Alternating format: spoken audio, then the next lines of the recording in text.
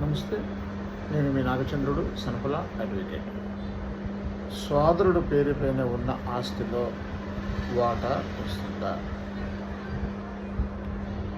మిత్రులారా, ఒక కేసులో విషయం ఏమిటంటే 5 సోదరులు ఉమ్మడిగా తండ్రితో పాటు వ్యాపారం నిర్వహించారు. తండ్రి ఏం చేశాడు అంటే వచ్చిన ఆదాయంలో పెద్ద కుమారుడి పేరు మీద ఆస్తులన్నీ కొనుగోలు చేశాడు.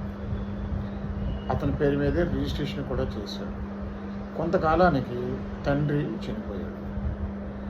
ఆ పెద్ద కుమారుడు ఏం చేశాడు అంటే తండ్రి చనిపోయిన తర్వాత ఆ పెద్ద కుమారుడు ఆ ఆస్తి నా ఒక్కరిది, నేను మాత్రమే కొనుగోలు చేశాను, నాకు మాత్రమే హక్కులు ఉంటాయి అని అంటున్నాడు. ఇలాంటి సందర్భంలో మిగతా సోదరులకి హక్కులు సంక్రమించే అవకాశం ఉంటుందా అంటే, మిత్రులారా, 2012లో సుబ్బారావు వర్సెస్ వెంకట్రావు అనే కేసులో ఉమ్మడి ఆంధ్రప్రదేశ్ హైకోర్టు ఒక కీలకమైన